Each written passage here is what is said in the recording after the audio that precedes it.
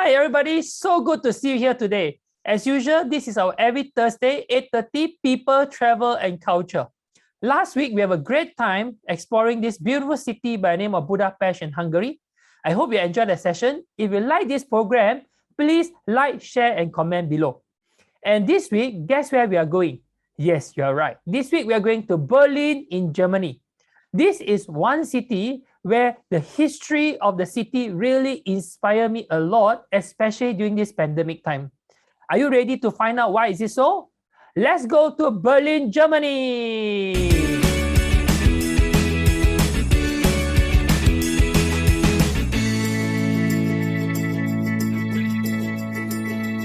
Hi, Jens. How are you doing?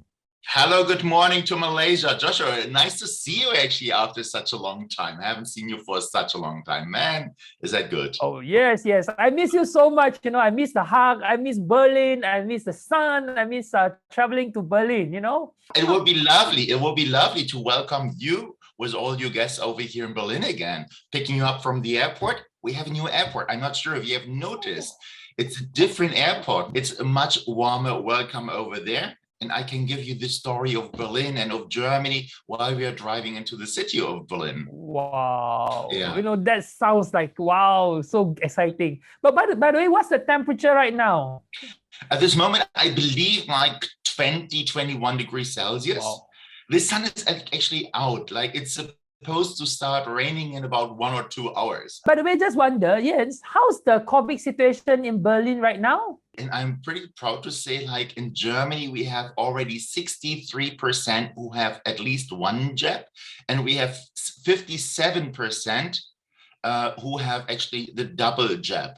So they are on the safe side. We have a EU COVID pass, and this COVID pass permits us to enter restaurants, hotels, movie theaters, just like everything. We are going to reopen Germany very soon. Wow, so good to hear. So basically life is pretty much normal right now? Well, the masks are slowly disappearing. I feel very comfortable moving around here in Berlin. So I guess you will feel comfortable as well.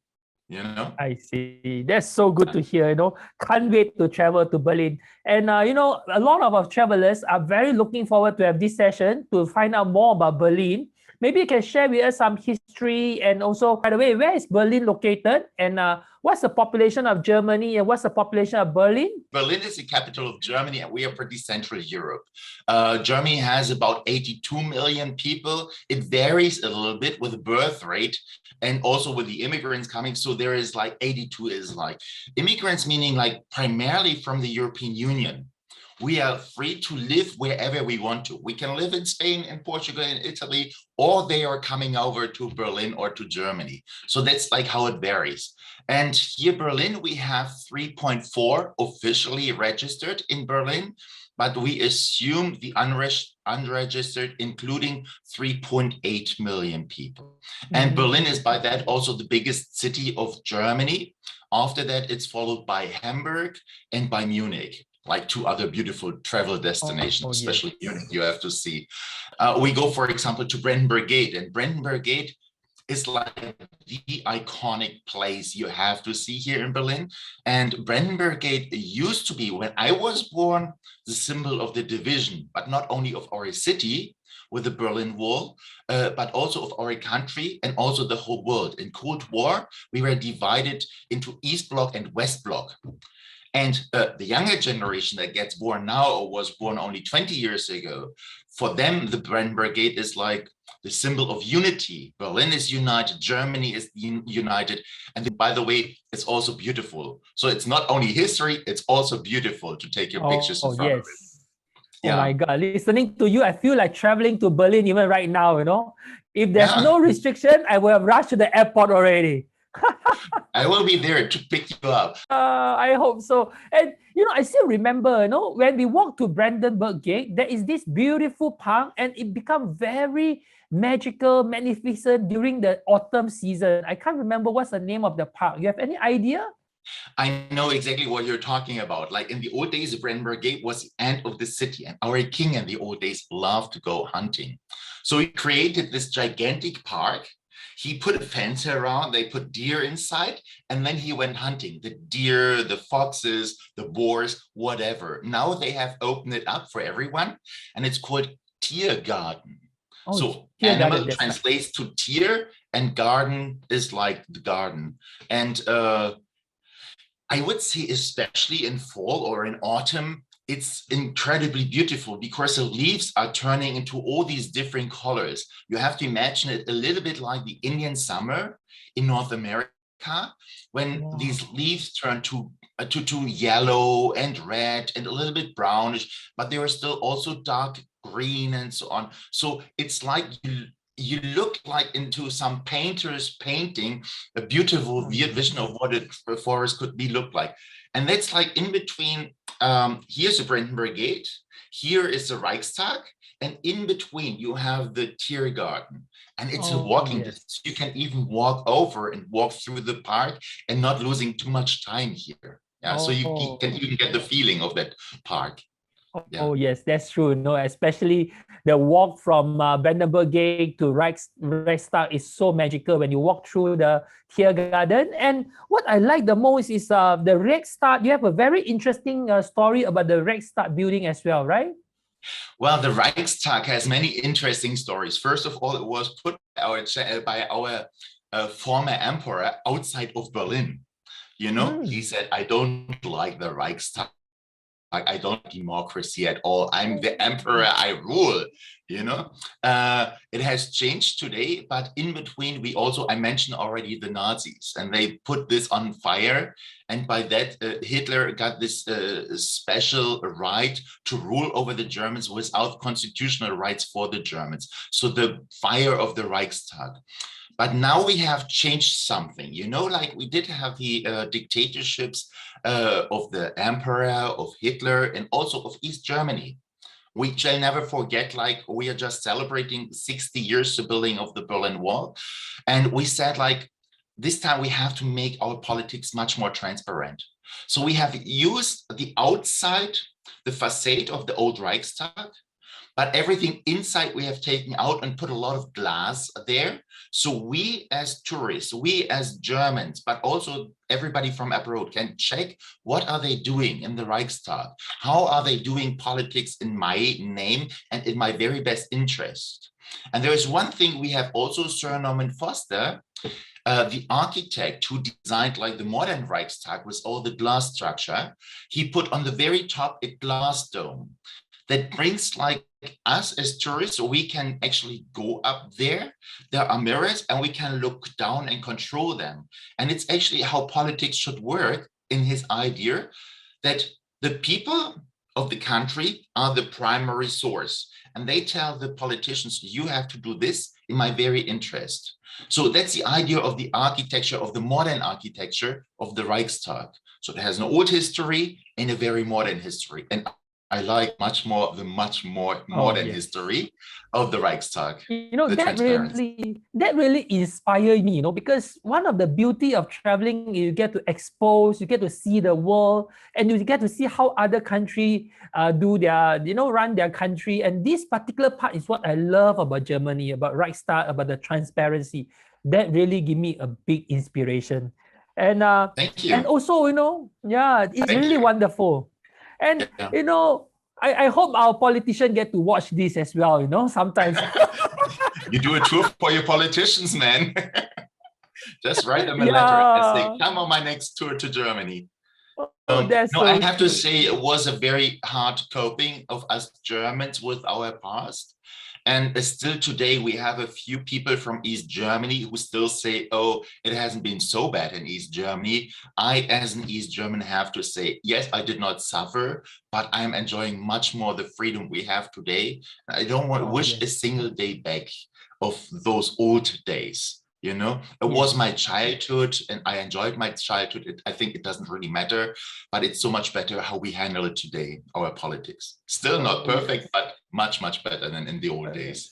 Yeah. You know, this reminds me of this COVID season. No, I like what you say just now. You know, I really hope that one day when we get over this nightmare and we get to just, you know, skip this particular chapter, you know, it's just like a nightmare to me. Oh gosh. And by the way, I always remember, we always do our tour in Berlin, in Berlin, and we also visit this particular place called Berlin War Memorial. Is that right? That is right, and you can actually extend this. Yeah, yeah. So in 1989, you have to imagine me, yeah, or like my family or my neighbors, everybody yelling, "Tear down the wall, tear down the wall." After the inspiration, like Ronald Reagan 2 years earlier visited Berlin. He was at the Brenden Brigade and said, "Mr. Gorbachev, tear down the wall." So that's a sentence we have copied. And now we wanted to tear down the wall, but some crazy people from the West said, okay, let's keep these 1.3 kilometers, invite artists from all over the world and have them paint their impressions, their very feelings about their reflection on the fall of the wall. And we make this a temporary thing for 3 or 4 years. It became super, super, super popular. For all the tourists, we said like, well, actually we intended to tear it down in 1994 or 1995, something like that. But because now everybody comes for it and everybody wants to see it, we have to keep it. So we re-invited the old artists to redo their work, to make it really permanent. And that's a must see. And because it's like painting after painting after painting after painting, we also call it the East Side Gallery, because it's painted on the east side of the wall. And it's like a gallery. And the most famous, Joshua, I'm not sure if you remember, the two men kissing on the mouth. Yes, of course. It's like the USSR Soviet leader, Leonid Brezhnev, and the East German leader, Erich Honecker. And they also nicknamed this painting like the vampire's kiss. Like the Soviet leader is sucking out the blood of the East German people.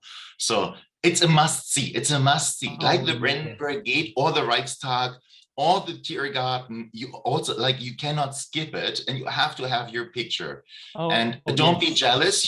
They are very handsome men. Leonid Brezhnev. They're in the 70s or even 80s or so. No, but yeah, handsome. Oh.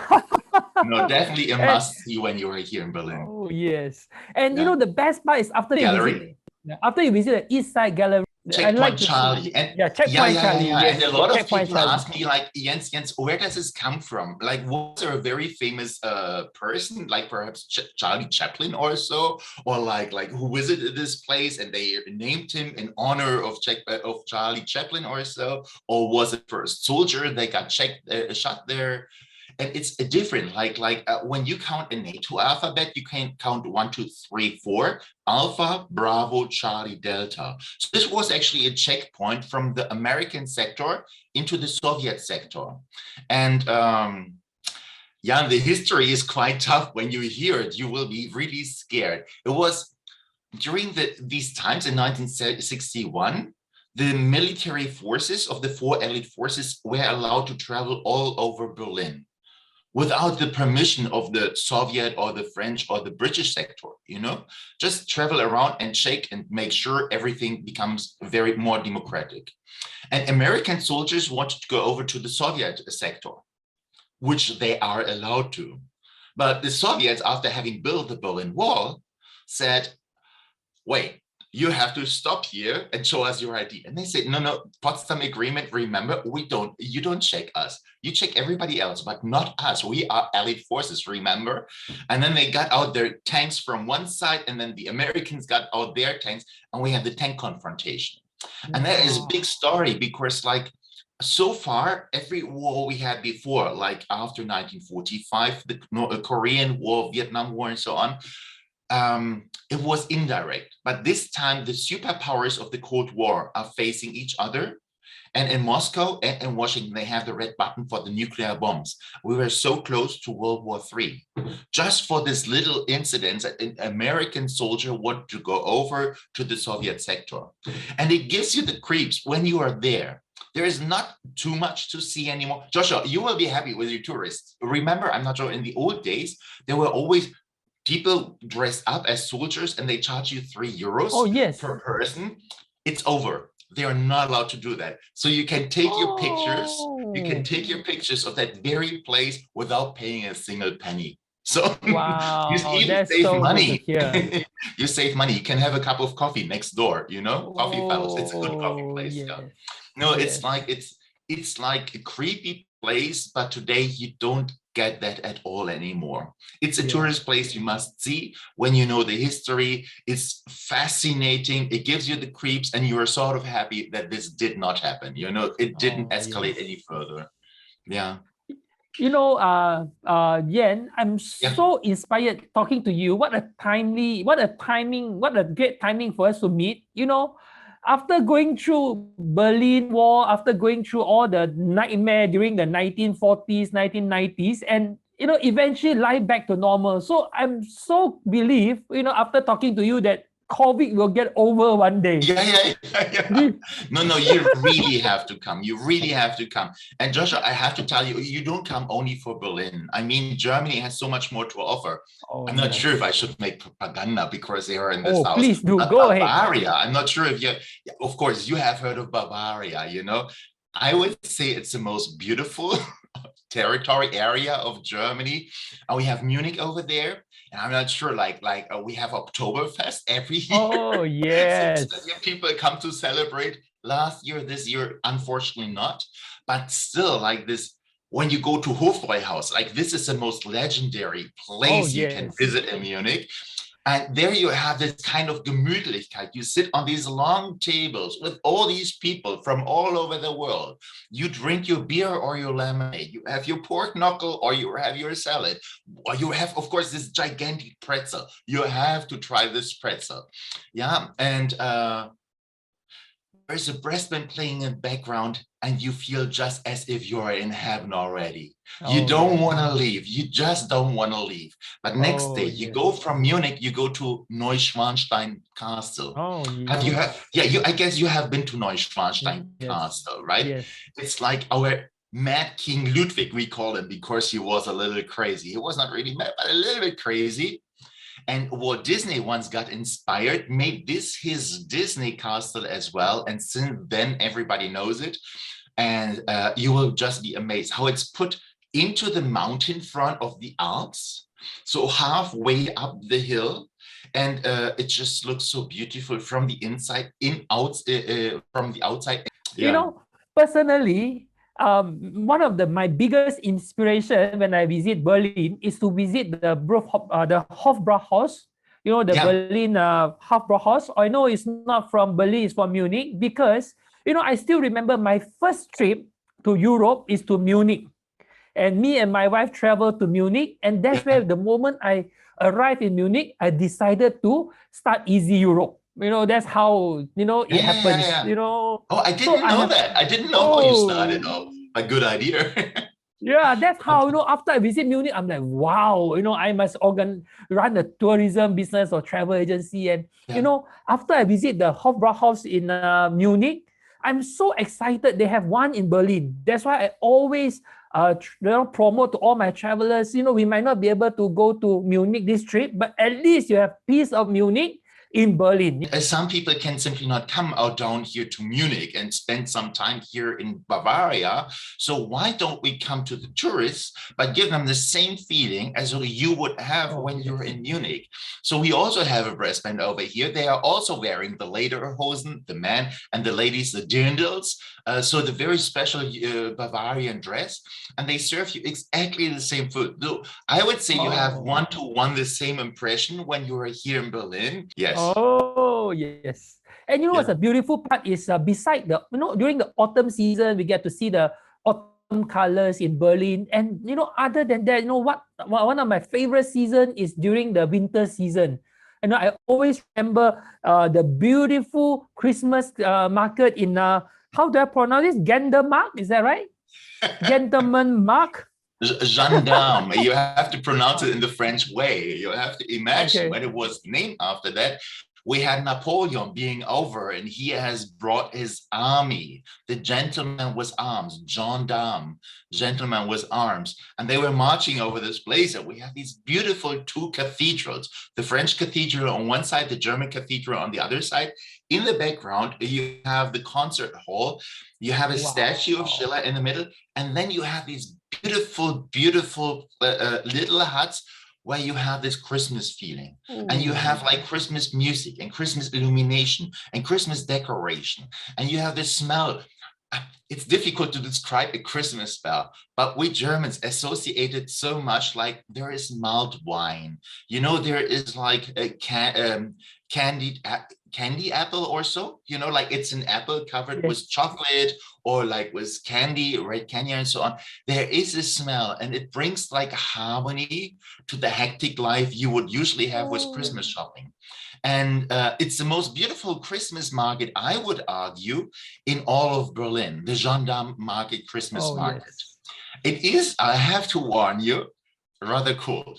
I'm not sure like how far your temperatures go down. You always have to expect here temperatures around 0 degrees Celsius or a little bit minus -1, -2 degrees Celsius. But that's the reason you stand so cozy together with your friends, you know, you drink your mild wine and you warm yourself up, you listen to the music, you have this smell, and you're just in heaven. And yeah, it's especially beautiful for Christmas market, but I can also say it's also beautiful in spring and in summer and in fall and in winter. Anytime is a beautiful time, a wonderful time to visit this market, like this gendarmes market. Yeah, and as I've said, like in December you come for Christmas market. The music, fantastic. No, it's really like recommendable. Jens, and one thing we love to have you as our guide when we visit Berlin is that not only you are very knowledgeable, not only you are very humorous, and the other thing is we find that you are very excited, very interesting, because you brought us to this beautiful chocolate shop that's next to the gendarme that I can never forget, you know? That to me is like, wow! You know, you remember the chocolate shop? I'm sorry. It's true. I love chocolate. I love chocolate more than I love beer. And I'm not getting up now. So I have a little belly for all the ones who are watching at home. I have a little belly, and it's a combination belly of beer and chocolate. So I have to take all my tourists to this wonderful chocolate place. Down there you have things like all these iconic places from Berlin, like the Reichstag, you have the Brenden Brigade, you have the Berlin Wall, you have the Berlin Cathedral, everything, and it's made out of chocolate. It really invites you to take a huge bite of that Reichstag or of that Brenden Brigade, because it looks so inviting. No, it's so wonderful. Yeah. But I'm really surprised, and I find it funny. You remember this? Oh, I remember. You have revealed my secret passion.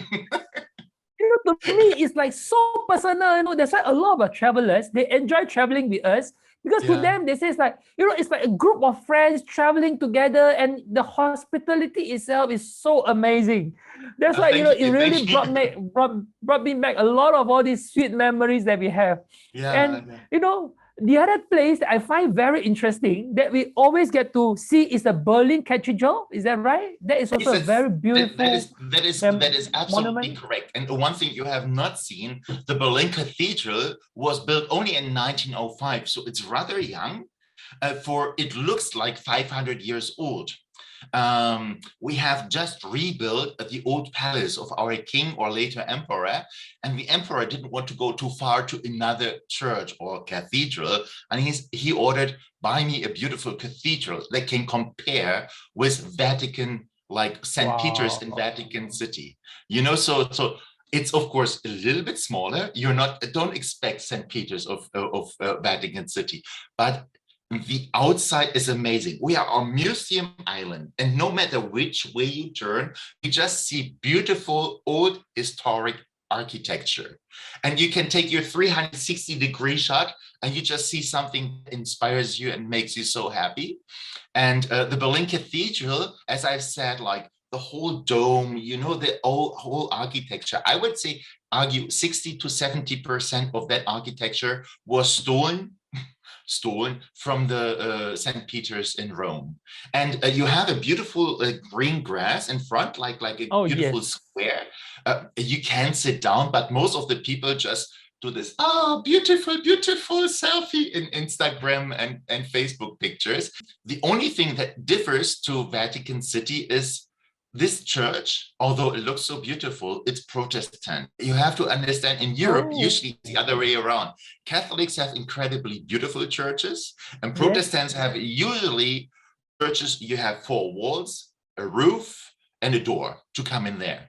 You know, it's very simplistic. The other monument I find very interesting is also the Victory Column. Am I right? I still remember that is one of a meeting place. I usually try to make it the first stop when I come from the airport. The first thing I would have even taken you to Autobahn. You know Autobahn, right? Yes, Autobahn, of course. So Autobahn is legendary, where there is no speed limit in Germany. When you come over and rent your own car, not with the buses, but with the car, you can drive as fast as you want to. Get your Porsche, your BMW, your Mercedes-Benz, up to 250 kilometers. The cars are reduced. You cannot drive fast unless you have a Bugatti. Yeah? You have a Bugatti, Joshua? Not yet. Okay, and then when we get off the Autobahn, we come to Victory Column. It's like a column, like on top is the goddess of victory. Victoria is her name. And it shows like in the 1860s, we had a leader called Bismarck, and he wanted to unite the many small German kingdoms to one united German empire. And so he said, let's go to war. And when we unite our armies, we unite our different kingdoms to the empire. And we sort of celebrate like going to war against the French, against the Austrians, and against the Danes. It actually is still there. It was built at a different spot. It was relocated, and it's quite beautiful because it's actually like it's in Tiergarten. You know, the forest with the many leaves which are turning in fall season, and it's like it looks beautiful, especially when you come here in autumn or fall. You have like this whole park around. You have the golden statue on the very top. It's really shiny. It's really shiny. Then you have the cannons from these different armies. They are also with gold layers over it, so they are also shining. And it gives this sort of illumination or like a halo around this statue, but also around the cannons. And then you have this very colorful park. So it's a perfect spot. Listening to you, Jens, I just feel like going to Berlin now. You know, that's the exact feeling I have right now. What a passion that you have for traveling, you know, for Berlin, for your country. That's something that I really admire and inspired. Oh, thank you. Yeah, I it's really time for you to actually wonderful. come over. Joshua, get your people, get all over Malaysia, booking with you, come over and see how beautiful it really is, because I can only try to put it into words. But when you see it, it's so different, you know, it gets to your heart. Now it only gets to your brain, but then it gets to your heart. And it's good also for Instagram and Facebook. Oh, yes. I just wonder if there's one, just wonder if there's one culture that you would describe about the Berliners, about Germany or Germans. What would your one culture that you would like to share? Oh, that's so much. It's so diverse. Berlin is not Germany. Bavaria is not Germany. You experience so many different kinds of people over here. What's very comfortable for you in the bigger cities, you always have these different languages. In the beginning, sometimes we might appear to you very grumpy or like very disrespectful. The one thing I have to say, we are very blunt. So we say straight what we think. There is no talking around the subject we really want to get to. So don't be scared of us Germans. That's a good one. I like that explanation. That's so good. Thank you so much talking to you, Jens. And I can't wait to see you in Berlin. Same with me. I'm very happy. Say hi to everybody in Malaysia, everybody who has already been here with me. Say hi to everyone who is coming on tours with me or with you over to Berlin. I'm looking so much forward until this whole COVID situation is over and you can actually come and I can show you my place, my Berlin. Come over, folks. Thank you so much. See you. Bye-bye. Thank you, Joshua. Bye-bye. Thank you so much for your time. I hope you have a great session with us exploring this beautiful city by the name of Berlin, Germany. Personally, I felt so encouraged after talking to Jens, And I believe very soon we're going to travel once again and explore the world. Time really flies. Next week is the beginning of September 2021. Also mark the beginning of the Northern Light season for this year. Guess what we're going to do next week? Next week, we're going to have a Facebook live session where we're going to talk about Northern Light hunting and also Katzlautern glass igloo. See you next week, same time, same place. Good night.